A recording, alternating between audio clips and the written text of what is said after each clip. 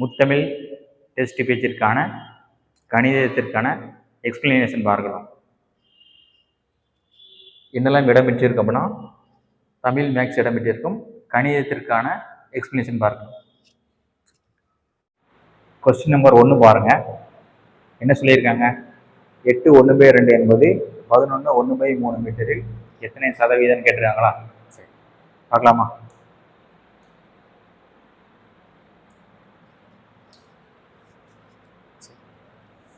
பதினொன்று 1/3 மீட்டரில் எத்தனை சதவீதம் கேட்டிருக்காங்க? இது 8 1/2. அப்போ என்ன பண்ணணும்? 11 1/3 நம்ம டினாமினேட்டரில் போடணும். அதை சால்வ் பண்ண என்ன வரும்? 34/3 வருமா? சரி, 8 1/2 எப்படி எழுதலாம்? 8 2 16 1 17 17/2. இதுதானே எத்தனை சதவீதம் கேட்டிருக்காங்க? இன்டு 100. சரி, இதை சால்வ் பண்ணலாமா? சரி, 14/2 இன்று டினாமினேட்டர் உள்ளதை அப்படியே மாற்றி போட்டுவோம். 3/34 இன்று 100 அப்படியே அடிச்சு போடுங்க. 1 17 17, 2 17 34, 1 2 50, 2 25, 23 3 எவ்வளோ வரும்? 75%. அடுத்த கொஸ்டின் போகலாமா? நோட் பண்ணிக்கோங்க.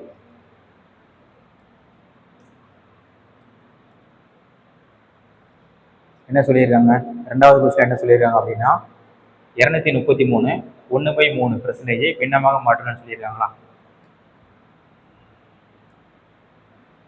அப்போ 233 1/3% ஃப்ராக்ஷனாக கன்வெர்ட் பண்ண போகிறோம்.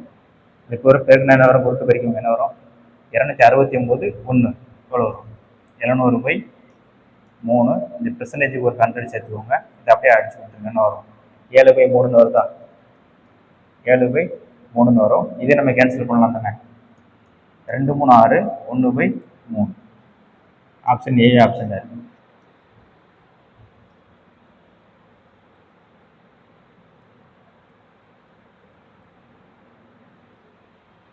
கொஸ்டின் நம்பர் 3 பாருங்க. 0.005 சதவீதமாக மாற்றுன்னு கேட்டிருக்காங்களா? சரி,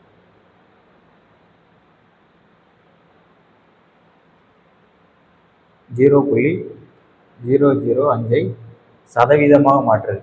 சதவீதமாக மாற்று அப்படின்னால என்ன பண்ணணும்? இன்டு 100 மட்டும் போட்டுரு. அப்படின்னா நமக்கு என்ன கிடைக்கும்?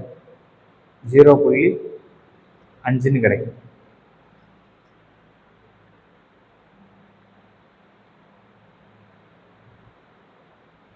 கொஸ்டின் நம்பர் 4 பாருங்க. என்ன சொல்லியிருக்காங்க? 250 லிட்டரில் 12% என்பது 150 லிட்டரில் எத்தனை சதவீதத்துக்கு சமன் கேட்டுருக்காங்களா? என்ன சொல்லியிருக்காங்க? 250 லிட்டரில் 12% என்பது 150 லிட்டரில் எத்தனை சதவீதத்திற்கு சமம்னு கேட்டிருக்காங்க. பார்க்கலாமா? 250 லிட்டரில் 12% வந்து 150 லிட்டரில் எத்தனை சதவீதத்திற்கு சமம்னு சொல்லி கேட்டிருக்காங்க. சமம். சரியா? கேன்சல் பண்ணலாமா? 100க்கு 100 கேன்சல் பண்ணிடுங்க. 1 0க்கு 1 0, 3 5 5 5, 1 3 3, 4 3, 4 3 12, 5 4 எவ்வளோ? 5 4 எவ்வளோ? 20%க்கு சமம். அடுத்து போகலாமா?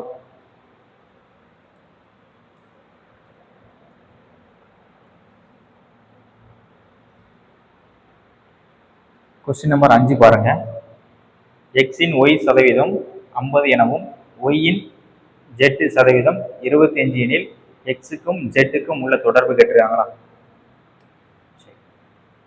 எக்ஸினுடைய ஒய் சதவீதம், ஒய் பெர்சன்டேஜ் வந்து 50ன்னு சொல்லியிருக்காங்க. ஒய்யினுடைய ஜெட்டு சதவீதம் வந்து 25ன்னு சொல்லியிருக்காங்க. கொஸ்டின் நமக்கு என்ன கேட்டிருக்காங்கன்னா எக்ஸுக்கும் ஜெட்டுக்கும் உள்ள தொடர்பு தானே கேட்டிருக்காங்க. சரி, நம்ம என்ன பண்ண போறோம் அப்படின்னா ஜெட் இங்கே இருக்குது, ஜெட்டுக்கும் எக்ஸுக்கும் உள்ள ரிலேஷன் தான் கேட்டிருக்காங்க. நம்ம என்ன பண்ண போகிறோம்னா, இதில் நம்ம ஒய் மட்டும் இதில் கண்டுபிடிச்சி இந்த ஈக்குவேஷன்லேருந்து ஒய்யை கண்டுபிடிச்சி இந்த ஒய் இருக்க இடத்துல அப்படியே சப்ஸ்டிட் பண்ண போகிறோம். சரியா, பார்க்கலாமா?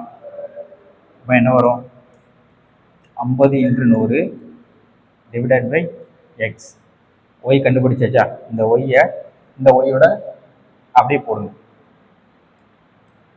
50 × 100 டிவைடட் பை எக்ஸு இன்ட்ரு இந்த ஜெட் இருக்குல்ல, ஜெட்டு கீழே வந்து 100.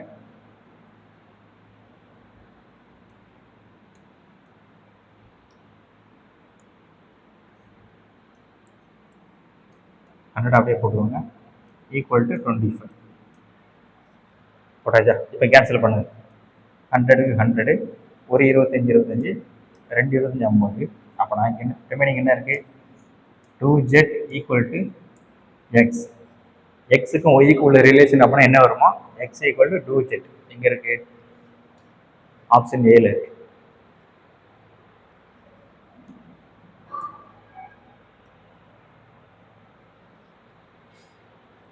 கொஸ்டின் நம்பர் 6 பாருங்க. என்ன சொல்லியிருக்காங்க? தங்கத்தின் விலை திங்கட்கிழமை 20% அதிகரிக்கிறது, செவ்வாய்க்கிழமையில் 20% குறைகிறது எனில் செவ்வாயன்று தங்கத்தின் விலை வாரத்தின் தொடக்க விலையை விட எவ்வளவு குறைவான சதவீதம் அல்லது அதிகமான சதவீதம் எவ்வளோன்னு கேட்டுருக்காங்களா? தங்கத்தினுடைய விலை சொல்லியிருக்காங்களா? எதுவுமே சொல்லலை. நம்ம அப்படின்னா 100% எடுத்துக்கலாம். தங்கத்தினுடைய விலை 100% எடுத்துக்கலாம். திங்கட்கிழமை வந்து 20% இன்க்ரீஸ் ஆகுது, 20% இன்க்ரீஸ் ஆகுது. அப்புறம் நம்ம 20/100 போட்டுக்கலாம். செவ்வாய்க்கிழமையில் 20% குறைகிறதா? குறைகிறதா நம்ம எப்படி எடுத்துக்கலாம்? நம்ம ஃபர்ஸ்ட் 100 தானே எடுத்திருக்கோம். 100 எடுத்ததுனால 20% அதிகரிக்கிறத 20/120/100 போட்டாச்சு. அதுக்கப்புறம் செவ்வாய்க்கிழமையில் 20% குறைகிறதா? அதான் எப்படி போடணும்னா 80/100 போடணும். சரியா? இப்போ நான் என்ன நடக்கிறதா பார்க்கலாம். கேன்சல் பண்ணலாமா? 100க்கு 100 கேன்சல் பண்ணிடுங்க. 2 0க்கு 2 0, 12 8 எவ்வளோ? 96. நம்ம ஃபஸ்ட்டு 100ன்னு எடுத்தோம். இப்போ நமக்கு என்ன வந்திருக்கு அப்படின்னா 96 வந்திருக்கா? அப்போ என்ன ஆயிருக்குன்னா 4% வந்து குறைஞ்சிருக்கு. 4% குறைஞ்சிருக்கு.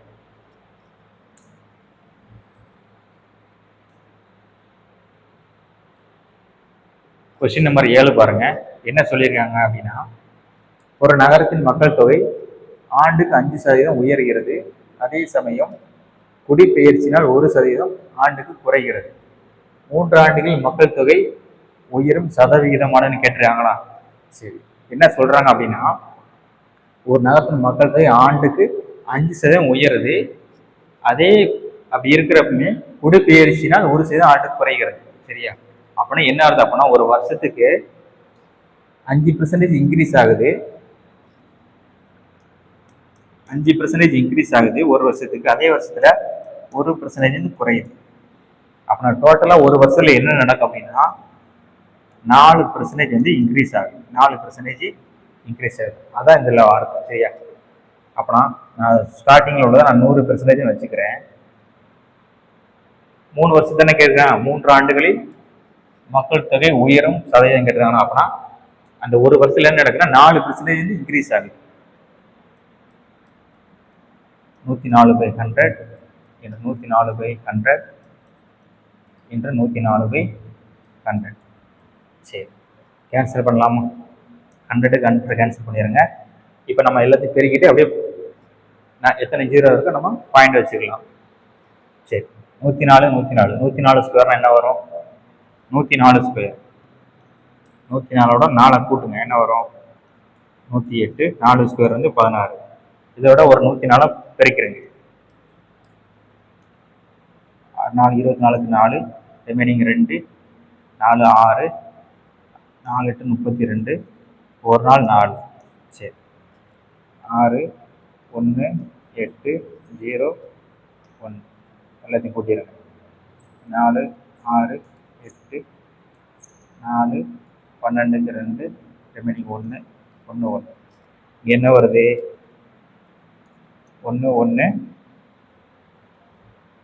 2 4 8 6 4 கிடைக்கும். இதை சால்வ் பண்ணால் நமக்கு என்ன கிடைக்குதுன்னா இந்த மாதிரி கிடைக்குதா? ஒரு 4 ஜீரோ இருக்குல்ல, அப்படின்னா 4 ஜீரோ சொல்லி புள்ளி. சரிங்களா? பாயிண்ட் வச்சு என்ன வரும்? 1 2 3 4 எவ்வளோ வரும்? 112.4864 கிடைக்கும். ஃபர்ஸ்ட் நம்ம 100ன்னு எடுத்தோம். இப்போ நமக்கு எவ்வளோ வந்திருக்கு? 112 புள்ளியில் வந்திருக்கா? அப்போனா எவ்வளோ இன்க்ரீஸ் ஆகிருக்கு? 12.48 இன்க்ரீஸ் ஆகிருக்கு. ஆப்ஷன் எது இருக்குன்னு பாருங்க. டி ஆப்ஷன்ல இருக்கு 12.47 இருக்கு. சரிங்களா? நோட் பண்ணிக்கோங்க. அடுத்து என்ன பார்க்கலாம்?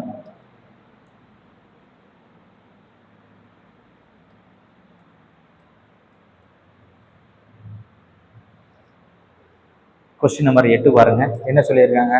ஒரு தண்ணீர் தொட்டியின் கொள்ளளவு 50 லிட்டர் 50 லிட்டர் ஆகும்.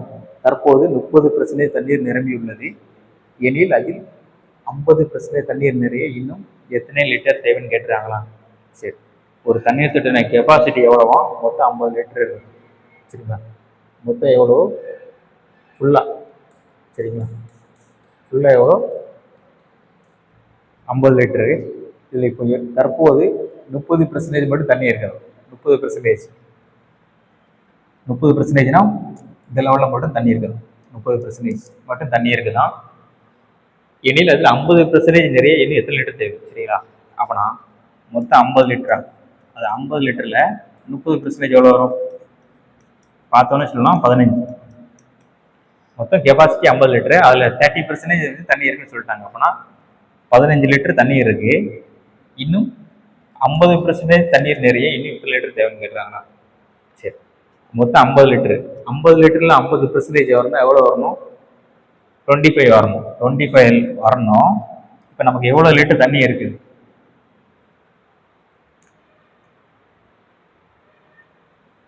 15 லிட்டர் தண்ணி இருக்குது. கரெக்டா? 15 லிட்டர் தண்ணி இருக்குது. அப்போ இன்னும் எவ்வளோ வரணும்? 10 லிட்டர் தண்ணி மட்டும் வரணும். Option C option.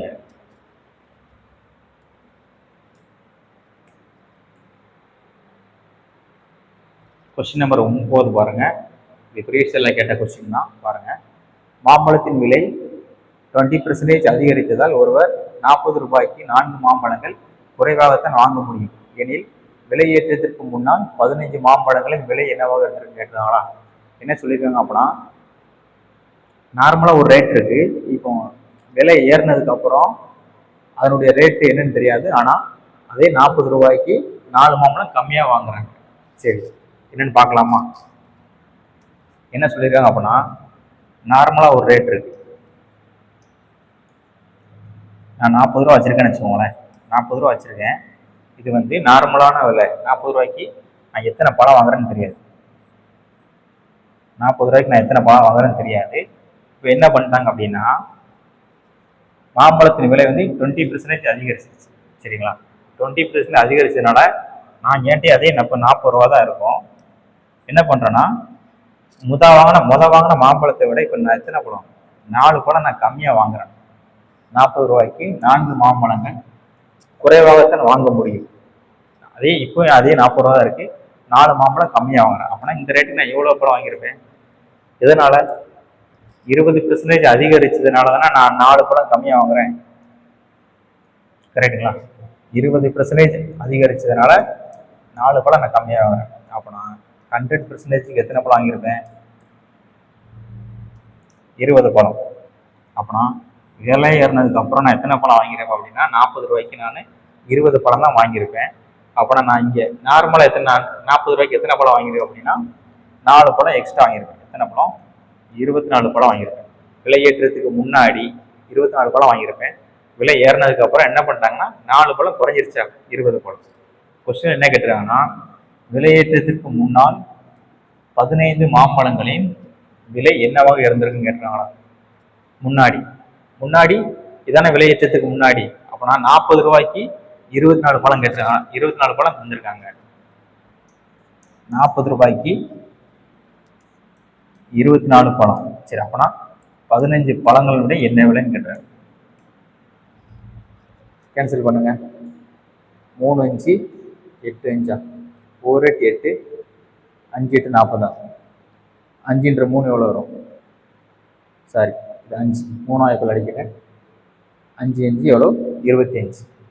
25 பழம் வாங்கிடும். அப்போ நான் விலையேற்றத்துக்கு முன்னாடி 15 மாம்பழங்கள் விலை எவ்வளோ வந்திருக்கும்? 25.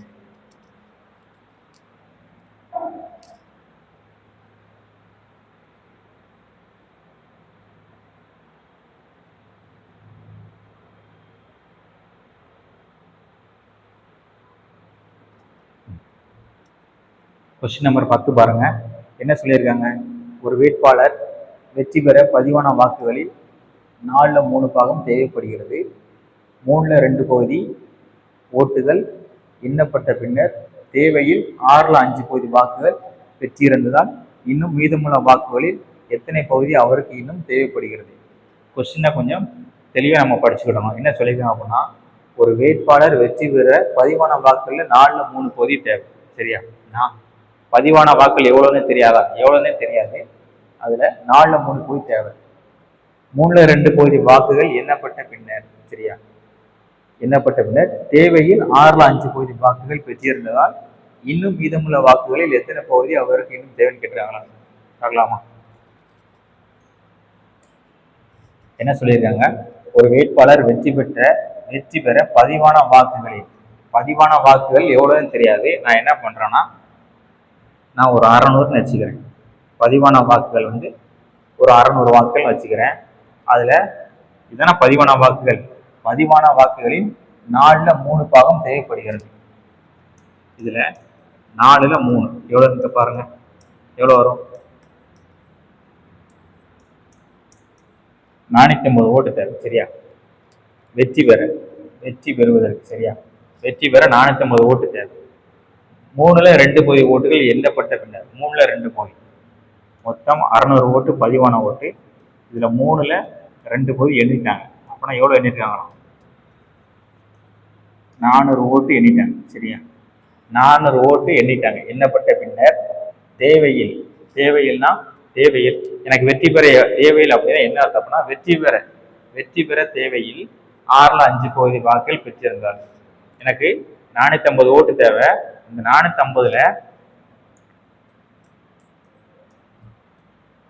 6ல் 5 பகுதி வாக்குகள் பெற்றிருந்ததால் இன்னும் மீதமுள்ள வாக்குகளில், சரி, தேவையெல்லாம் எவ்வளவு தேவைன்னா 450ல் 6ல் 5 பகுதி எவ்வளவு வாங்கியிருக்க அப்படியா?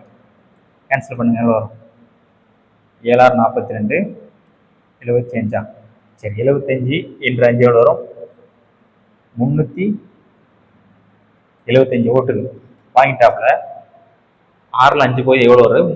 375 வாக்குகள் பெற்றிருந்ததால் இன்னும் மீதமுள்ள வாக்குகளில் எத்தனை பகுதி அவருக்கு தேவை? இப்ப 400 ஓட்டு எண்ணிட்டாங்களா? இன்னும் எண்ணாம எவ்வளவு ஓட்டு இருக்கு? இன்னும் 200 இருக்கு. நம்ம 600 எடுத்துருக்கோம்ல, இன்னும் 200 ஓட்டு இருக்கு. 200 ஓட்டுல இப்ப 375 ஓட்டு வாங்கிட்டாப்புல. மொத்தம் எவ்வளவு ஓட்டு எடுக்கணும்? 450. இன்னும் அவருக்கு எவ்வளவு தேவை இருக்குதுன்னா 75 ஓட்டு தேவை இருக்கு. சரி, இதை அப்படியே கேன்சல் பண்ணுங்க. நமக்கு ஆன்சர் வரும். அதான கேட்டுருக்காங்க. இன்னும் மீதமுள்ள வாக்குகளில் எத்தனை பகுதி அவருக்கு இன்னும் தேவை? ரிமைனிங் வந்து 200 ஓட்டு எண்ணல, அதுல இன்னும் அவருக்கு 450 ஓட்டு வாங்க 75 தேவை. சரியா? இதை அப்படியே கேன்சல் பண்ணுங்க. 325 825. அப்படின்னா எவ்வளவு தேவை? 3/8 ஓட்டுகள் அவருக்கு தேவை.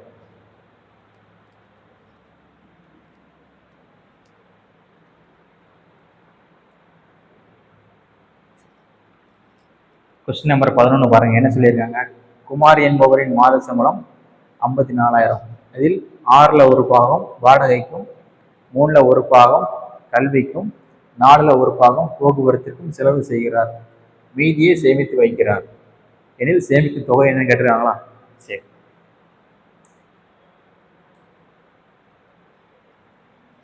மொத்த சம்பளம் எவ்வளோமா? 54,000. நம்ம என்ன பண்ணலாம் அப்படின்னா, 6ல் 1, 3ல் 1, 4ல் 1, இதுக்கு எல்லாமே எல்சிஎம் எடுத்து வச்சுக்கலாம். எல்சிஎம் எடுத்து என்ன வரும்? 12 வருமா? 12 வரும். இங்கே மேலே என்ன தேவை? 2, 4, 3 தேவையா? நான் அந்த கீழே உள்ள பங்கு தான் மொத்த பங்கம் வச்சுக்கிறேன். சரிங்களா? மொத்த பங்கம் வச்சுக்கிறேன். இது வந்து எதுக்கு போச்சு? வாடகைக்கு போயிடுச்சு, கல்விக்கு போயிடுச்சு, போக்குவரத்து போயிடுச்சா. நீ எனக்கு ரிமைனிங் எவ்வளோ தேவை அப்படின்னா மொத்த பங்கு 12 இருக்கா, இதில் வந்து 9 போயிடுச்சு, ரிமைனிங் வந்து எனக்கு 3 தேவை. சரிங்களா, அந்த மொத்த பங்கு 12 தான் எவ்வளோ வச்சுக்கிறேன், 54,000 வச்சுக்கிறேன். இதில் வந்து 4 3 7 9 போயிடுச்சு, எனக்கு ரிமைனிங் எவ்வளோ தேவை 3. இதுதான் என்ன பண்ணுறாரு, சேமிக்கிறாரு. கண்டுபிடிங்க. 1 3 3 4 4 வச்சு அடிச்சுன்னா என்ன வரும் உங்களுக்கு அப்படின்னா 13,500 கிடைக்கும். 13,500. நம்பர் 12 பாருங்க, என்ன சொல்லியிருக்காங்க. ஒரு பழ வியாபாரி தான் வாங்கிய மாம்பழங்களில் 10% அழுகிவிட்டன. 10% அழுகிவிட்டன. தன்னிடமிருந்த மீதி மாம்பழங்களில் 46 2/3% மாம்பழங்களை விற்றுவிட்ட பின் 192 மாம்பழங்கள் மிஞ்சின எனில் அவர் வாங்கிய மொத்த மாம்பழங்கள் எவ்வளவு கேட்டுருக்காங்களா.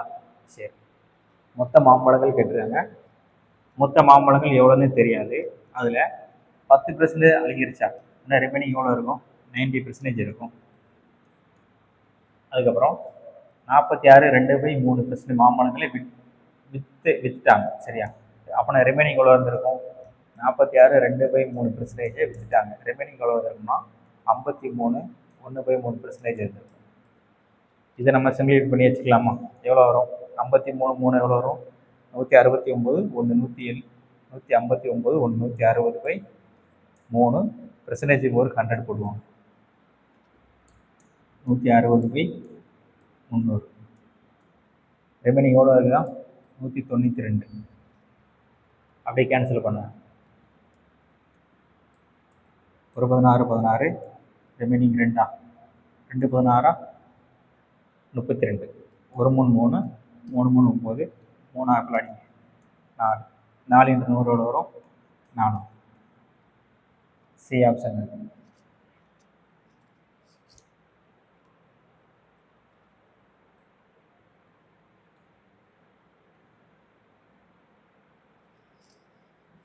கொஸ்டின் நம்பர் 13 பாருங்க. ஒரு மாணவர் ஓர் எண்ணை 7/5 பெருக்குவதற்கு பதிலாக 7/5 வகுத்து விடுகிறார். அதனால் சரியான விடையை காட்டிலும் 48 கூடுதலாக பெற்றார் எனில் அந்த எண் என்னன்னு கேட்டுறாங்களா. சரி, ஒரு எண் இருக்கு, ஒரு நம்பர் இருக்கு, அந்த நம்பரை 7/5 பெருக்கணும். சரியா, ஒரு நம்பரை 7/5 பெருக்கணும். பெருக்கிறதுக்கு போல என்ன பண்ணிட்டாங்க, 7 அந்த நம்பரை 7/5 வகுத்துட்டாங்க. சரியா, ஒரு நம்பர் இருக்கு, அந்த நம்பரை 7/5 பெருக்கணும். அவங்க என்ன பண்ணிட்டாங்கன்னா அந்த நம்பரை 7/5 வகுத்துட்டாங்க. அப்படின்னா தப்பாக தானே வரும். சரியா, அதனால் சரியான விடையை காட்டிலும் 48 கூடுதலாக பெற்றார். அப்படின்னா இதுதானே சரியான விடை. இங்கே வர்ற ஆன்சர் தான் சரியான விடை. இங்கே அப்படின்னா தப்பாக தானே வரும். என்ன சொல்லியிருக்காங்கன்னா இங்கே இந்த 2 ஆன்சருக்கும் உள்ள வித்தியாசம் எவ்வளவா, 48ன்னு சொல்லியிருக்காங்க. சரியா, பார்க்கலாமா. சரி, அப்படியே பிரிக்கிறீங்க. என்ன வரும், 7x/5. இந்த கீழே உள்ள 5 மேலே போயிருமா, என்ன வரும் 5x/7. ரெண்டுக்குள்ள வித்தியாசம் தான் எவ்வளவா, 48ன்னு சொல்லியிருக்காங்க. அப்படியே கிராஸ் மல்டிபிள் பண்ணிடுங்க. 35 49x - 25x ஈக்குவல் என்ன இருக்கும், 48. 49ல் 25 போனால் ரிமைனிங் எவ்வளோ இருக்கும், 24. 24x = 48 × 35. 48 × 35 24 2. அப்போ எக்ஸோட என்ன இருக்கும், 70. அப்போ அந்த எண் என்ன அப்படின்னா 70. நோட் பண்ணிக்கோங்க.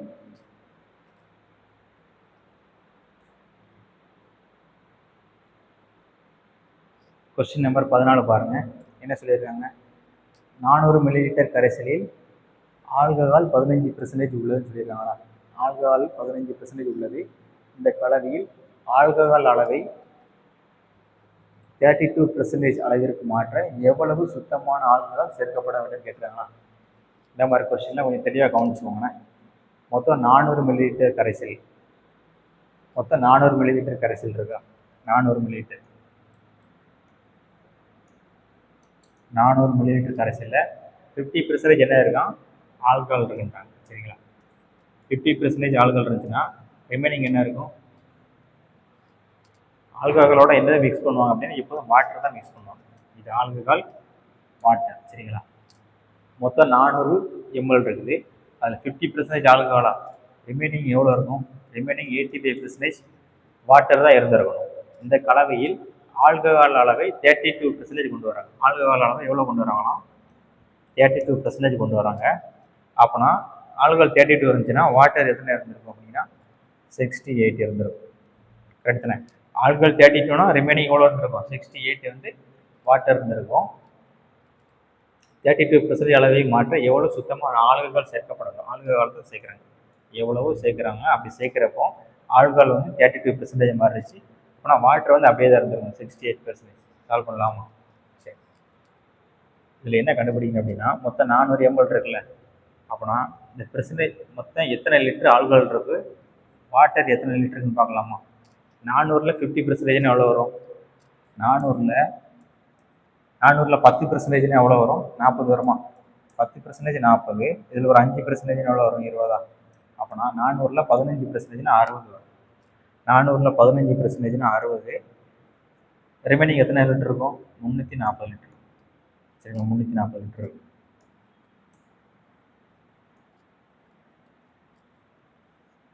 அதை நோட் பண்ணிக்கோங்க.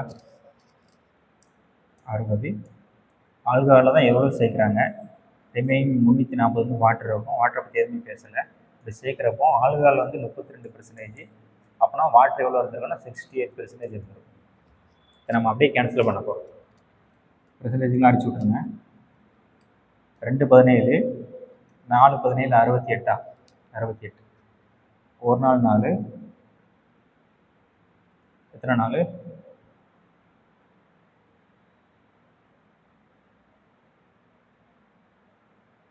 ஒரு நாள் 4 8 நாள் 32. இங்கே 20 இருக்குது. அடுக்குறிக்க போகிறீங்க. 20 × 8 எவ்வளோ வரும்? 20 8 60 + x = 20 8 160 வரும். இப்போ எக்ஸோட வேல்யூ எவ்வளோ வரும்? 100. நோட் பண்ணிக்கோங்க. C option correct, 100.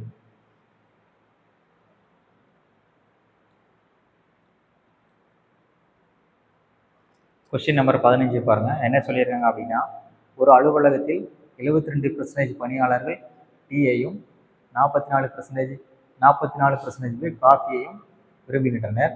ஒவ்வொருவரும் டீ அல்லது காஃபியை விரும்பினால் 40 பேர் இரண்டையும் விரும்பினால் அலுவலகத்தில் உள்ள பணியாளர்களின் மொத்த எண்ணிக்கை எவ்வளோ கேட்டுருக்காங்களா? என்ன சொல்லியிருக்காங்க அப்படின்னா ஒரு ஆஃபீஸில் 72% பேர் டீ சாப்பிட்றாங்க, 44% பேர் காஃபி சாப்பிட்றாங்க, 40 பேர் ரெண்டையுமே சாப்பிட்றாங்க. சரியா? அப்படின்னா ரெண்டையும் சாப்பிட்றவங்களை எப்படி கண்டுபிடிக்கணும்? மொத்தமே பெர்சன்டேஜ்னால கண்டது தானே. 72% பேர் டீ சாப்பிட்றாங்களா, 44% பேர் காஃபி. கூட்டின எவ்வளோ வருது? 6. சரி, கூட்டுங்க. 6 7 11. எக்ஸ்ட்ரா ஒரு 16% பேர் இருக்காங்களா? எக்ஸ்ட்ரா ஒரு 16% பேர் இருந்தாலும் ரெண்டையுமே சாப்பிட்றாங்கன்னு பார்த்தோம். இதில் 116% வந்துருக்கா? இதில் எக்ஸ்ட்ரா ஒரு 16% என்ன சாப்பிட்றாங்க? ரெண்டையும் சாப்பிட்றாங்க. டீ காஃபி ரெண்டையும் சாப்பிட்றாங்க. அதை என்ன சொல்லிடுறாங்க? 40 பேர் இரண்டையும் விரும்பினால் அந்த 16% தான் 40. அப்படின்னா அலுவலகத்தில் உள்ள பணியாளர்கள் மொத்த எண்ணிக்கை மொத்தம்னா 100% தானே. தொடர்ந்து பாருங்க. ஒரு நாள் 4 4 16 ஒரு நாள் 4 25 25 ஒரு 0 10 250. மொத்தம் ஆஃபீஸில் எத்தனை பேர் இருக்காங்கன்னா 250 பேர் இருக்காங்க.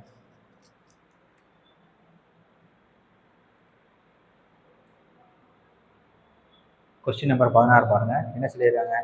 ஏயின் உயரம் பியை விட 40% குறைவு எனில் பியின் உயரம் ஏயை விட எவ்வளவு சதவீதம் அதிகம்னு கேட்டுறாங்களா? பார்க்கலாமா? ஏயின் உயரம் பியின் உயரத்தை விட எவ்வளோ குறையும்? 40 குறையும். அப்படின்னா பிக்கு 100 வச்சோம்னா இவனுக்கு எவ்வளோ? 40 குறையும்னா 60 இருக்குமா? சரி, இதுக்கு ரேஷியோ எடுத்து எவ்வளோ வரும்? 3 20 60, 5 20 எவ்வளோ? 100. பியின் உயரம் ஏயை விட எவ்வளவு சதவீதம் அதிகம்னு கேட்டுருங்க. அவனா பியோட உயரம் வந்து ஏயை விட எவ்வளோ அதிகமாக இருக்கு? 2 அதிகமாக இருக்கு. சரி, அப்போனா 3ல் 2 எவ்வளோ?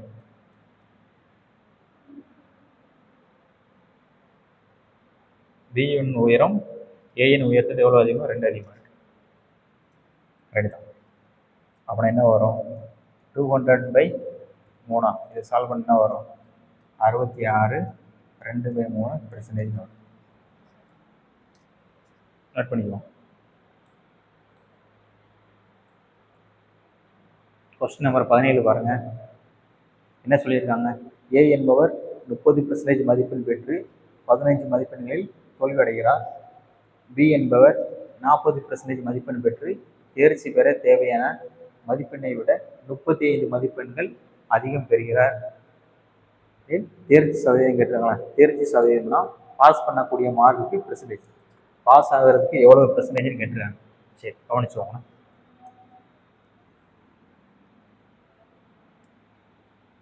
இதான் நான் பாஸ் மார்க்னு வச்சுக்கிறேன். என்ன சொல்லியிருக்காங்க?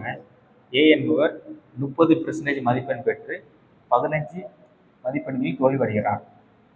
என்ன பண்ணுறாங்க? ஏ வந்து 30% எடுத்துருக்காங்க. 30% எடுத்துகிட்டு இதுதான் பாஸ் மார்க்கு. பாஸ் மார்க்கை விட எத்தனை மார்க்? 15 மார்க்கில் ஃபெயில் ஆகிட்டாப்ல. சரியா? பி என்பவர் 40% மதிப்பெண் பெற்று, பி வந்து 40% மதிப்பெண் பெற்று தேர்ச்சி பெறனா பாஸ் பண்ண எவ்வளோ மார்க் தேவையோ தேர்ச்சி பெற தேவையான மதிப்பெண்ணை விட 35 மதிப்பெண்கள் அதிகம். 35 மார்க் அதிகம். கரெக்டா? இதான் நான் பாஸ் மார்க்னு வச்சுக்கிறேன். 35 மார்க் அதிகம் ஆகிட்டாங்க. சரி, இங்கே பாருங்கள். பெர்சன்டேஜ் படி எவ்வளோ டிஃப்ரெண்ட் இருக்குது? பெர்சன்டேஜ் படி 10%. மார்க் படி டிஃப்ரெண்ட்டாக பார்க்கக்கூடாது. மார்க் வந்து இங்கேருந்து இங்கே எவ்வளோ மார்க் இருக்குது? மொத்தம் 50 மார்க் கூட்டிடுங்க. இங்கேருந்து இங்கே முடியும். ஒரு 15, ஒரு 35, 50 மார்க் இருக்கா? 10% தான் எவ்வளோ? 50 மார்க். நான் என்ன பண்ணுறேன்? எனக்கு வந்து இந்த 15 மார்க்கோட பெர்சன்டேஜ் தெரிஞ்சால் நான் அந்த 30யோட கூட்டிடுறேன். கரெக்டு தானே? இந்த 15 மார்க்குக்கு எவ்வளோ பெர்சன்டேஜ்னு கண்டுபிடிக்க போகிறேன். நான் 15 மார்க்குக்கு எவ்வளோ பெர்சன்டேஜ்னு கண்டுபிடிக்க போகிறேன். கரெக்டு தானே? 10% வந்து 50 மார்க்கு. அப்போ நான் இந்த 15 மார்க்குக்கு எவ்வளோ பெர்சன்டேஜ்னு கண்டுபிடிக்க போகிறேன். ஒரு 0 அடிச்சிருங்க. 1 5 3. அப்போனா இந்த 15% தான் எத்தனை மார்க் அப்படின்னா, சாரி, 15 மார்க் வந்து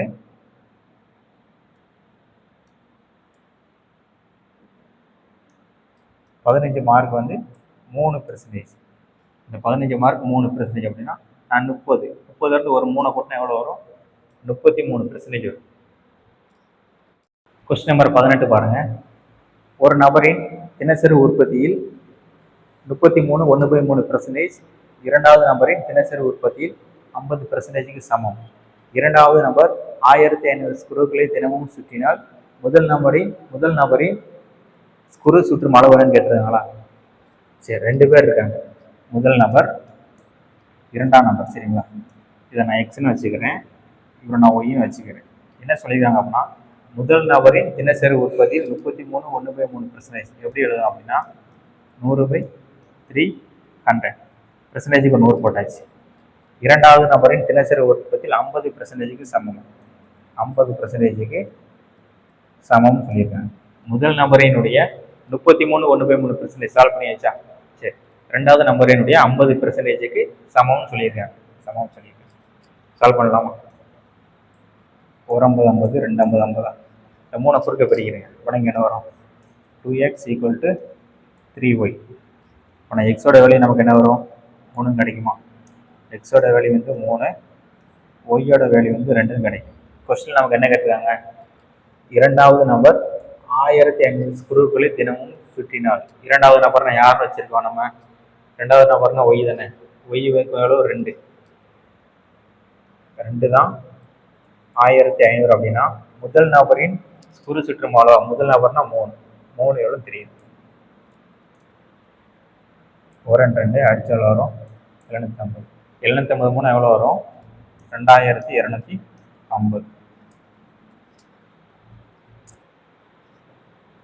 அடுத்து என்ன போகலாமா?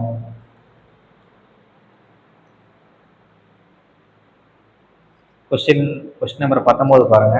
என்ன சொல்லியிருக்காங்க? ஒரு தேர்தலில் இரு வேட்பாளர்கள் போட்டியிடுகின்றனர். அதில் 68 ஓட்டுகள் செல்லாதவை என அறிவிக்கப்பட்டது. வெற்றி பெற்றவர் 52% ஓட்டுகளை பெற்று 98 ஓட்டுகளில் வெற்றி பெறுகிறார். மொத்தமாக பதிவாகிய ஓட்டுகள் என்ன கேட்டுறாங்களா? சரி, கொஸ்டினை தெளிவாக படிச்சவங்க. என்ன சொல்லியிருக்காங்கன்னா, ஒரு தேர்தலில் இரு வேட்பாளர்கள் போட்டியிடுகின்றனர். அதில் 68 ஓட்டுகள் செல்லாதவை. சரி, 68 ஓட்டுகள் செல்லலன்னு சொல்லியிருக்காங்க. அப்பனா மொத்தமாக பதிவாகிய ஓட்டுகள் என்னன்னு கேட்குறாங்களா? மொத்தமாக பதிவாகிய ஓட்டுகள் எனக்கு எவ்வளோன்னே தெரியாது. சரி, எவ்வளோன்னே தெரியாது. அதில் 68 ஓட்டுகள் செல்லாதவை. இதில் 68 ஓட்டுகள் செல்லாதவைன்ட்டாங்க. சரியா? அப்போனா ரிமைனிங் வந்து செல்லும் ஓட்டுகள் தானே.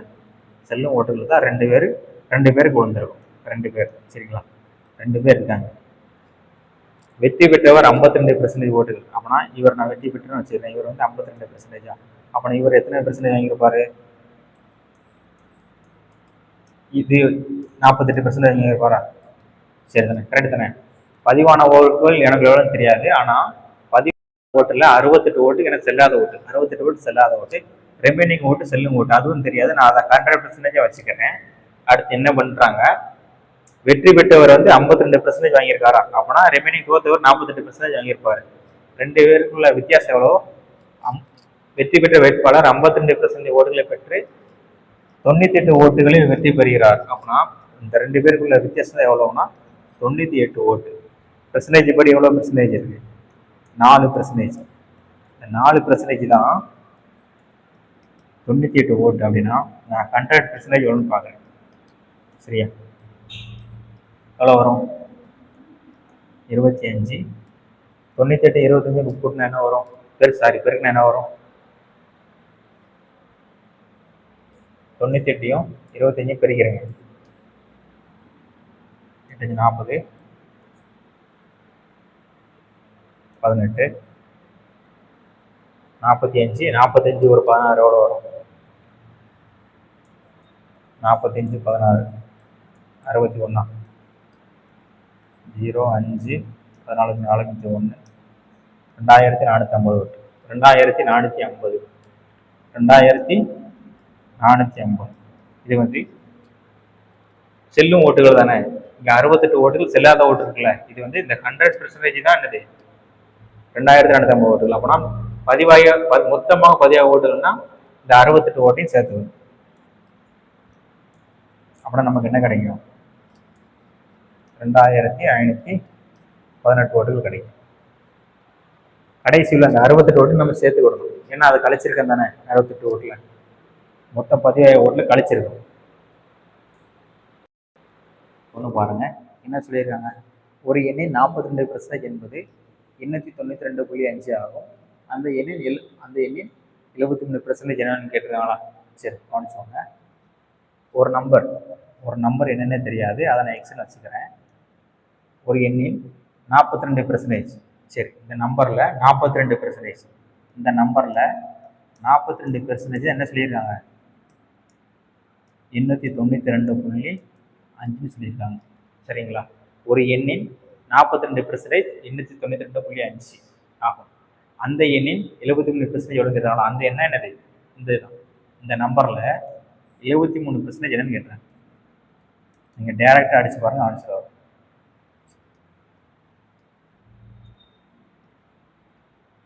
அந்த என்ன எக்ஸ்கன். சரி, இந்த நம்பரில் 75% கண்டுபிடிப்போம். பெர்சன்டேஜ் அடிச்சு விட்ருங்க. பாயிண்ட் எடுத்து நான் 0 சேர்த்துக்கிறேன். 5ஆவது டேபிள் அடிக்கிறேன். 84 அடித்தா எவ்வளோ வரும்? 17 இன்ச்சு. 17 இன்ச்சு. ரிமைனிங் 4 8 5. 3ஆவது டேபிள் அடிக்கிறேன். 28 595 வரும். 7ஆவது டேபிள் அடிக்கிறேன். 4 7 இங்கே அடித்தா எவ்வளோ வரும்? 85 7. சரிங்களா? ரிமைனிங் என்னெல்லாம் இருக்குது? 4 7 4 4 7. ரிமைனிங் 85 இன்று 73 டிவைடட் பை 4. சரி, இது கேன்சல் பண்ணிங்கன்னு வச்சுக்கோங்களேன், உங்களுக்கு என்ன கிடைக்கும்னா 1551.25 கிடைக்கும். C answer.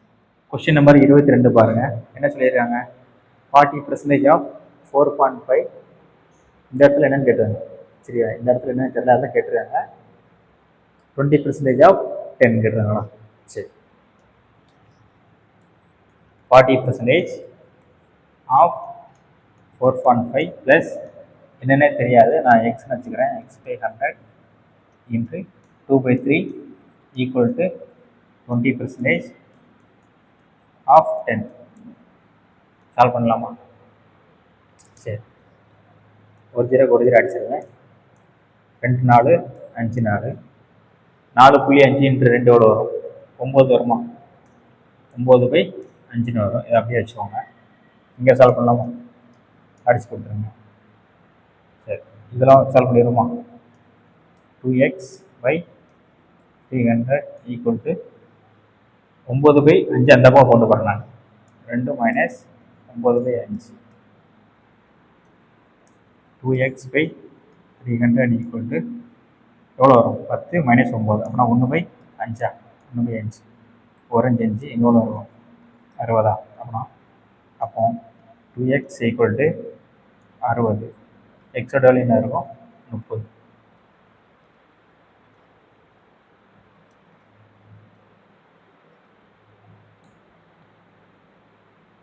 கொஸ்டின் நம்பர் 23 பாருங்க. ஒரு பள்ளியில் 76% மாணவர்கள் சிறுவர்கள். சிறுமிகளின் எண்ணிக்கை 204 சொல்லியிருக்காங்க. ஒரு பள்ளியில் 76% மாணவர்கள் பாய்ஸ். அப்படின்னா கேர்ள்ஸ் எவ்வளவு பேர் இருப்பாங்க? பாய்ஸு கேர்ள்ஸா? 76% பாய்ஸ் அப்படின்னா ரிமைனிங் எத்தனை இருப்பாங்க? 24% கேர்ள்ஸ் தான் இருந்திருப்பாங்க. சரிங்களா? கரெக்ட் தானே? சிறுமிகளின் எண்ணிக்கை 204. சிறுமிகளின் எண்ணிக்கை எவ்வளோ? 204. கேர்ள்ஸ்க்கு எவ்வளோ கொடுத்துருக்காங்க? எவ்வளோ பர்சன்டேஜ்? 24% எவ்வளோ? 204. எனில் மொத்த மாணவர்கள் எண்ணிக்கை 100% எவ்வளோ பார்க்கணும். பண்ணலாமா? 4ஆம் டேபிள் அடிக்கிறேன். 6 4 25 நாளா? 6 3 6 18 ரிமைனிங் 2 6 4 25 36 × 25 பெருக்குனா எவ்வளோ வரும்? 850 கிடைக்கும். நோட் பண்ணிக்கோங்க. கொஸ்டின் நம்பர் 24 பாருங்க, என்ன செய்யறாங்க?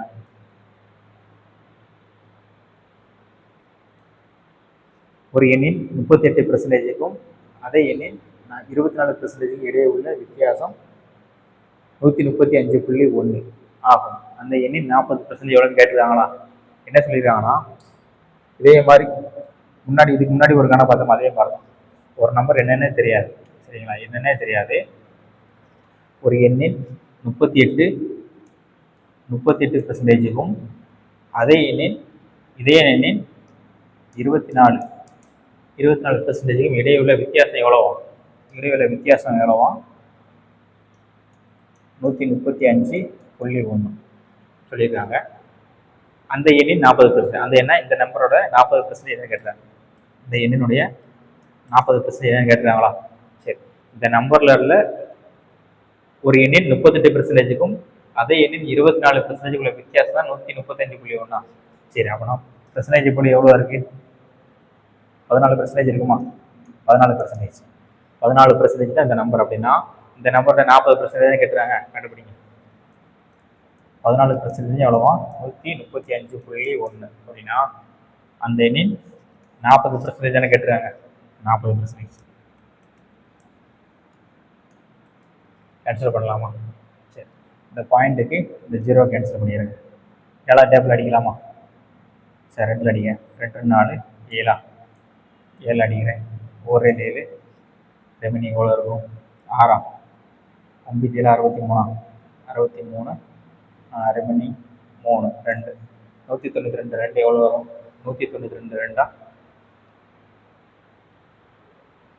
394 ஆன்சர் நோட் பண்ணிக்கோங்க.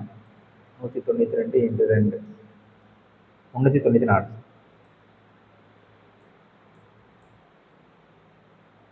கொஸ்டின் நம்பர் 25 பாருங்க. என்ன சொல்லியிருக்காங்க?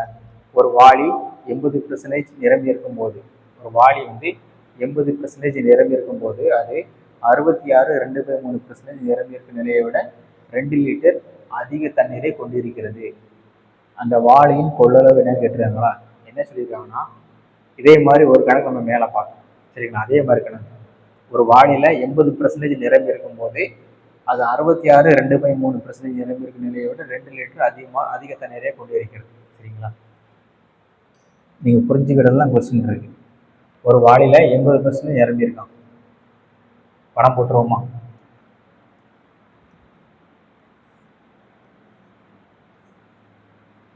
ஒரு வாளியில 80% இந்த அளவு வந்துருக்கும். சரிங்களா?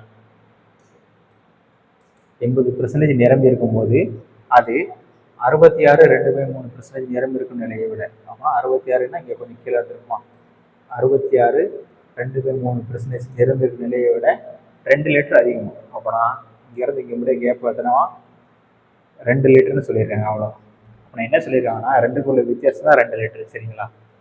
வாளினுடைய கொஸ்டின் என்ன கேட்டுறாங்க? அந்த வாளியின் கொள்ளல் எவ்வளோன்னு கேட்டுறாங்களா? வாளியின் கொள்ளல் எவ்வளோன்னு தெரியாது. அதில் 80%க்கும் அந்த கெப்பாசிட்டியில் 66.2/3%, 66.2/3% எப்படி சால்வ் பண்ணலாம்? பெருக்குன்னா என்ன வரும்? 200/3%/100. 66.2/3% எப்படி எடுக்கலாம்னா 200/300 எடுக்கலாம். 200/300. இந்த ரெண்டுக்குள்ள வித்தியாசம் எவ்வளோமா? 2 லிட்டர். 2 லிட்டர் சொல்லியிருக்காங்க. அப்படியே சால்வ் பண்ணி ஆன்சர் வரும். 2 0 2 0 அடிச்சிருங்க.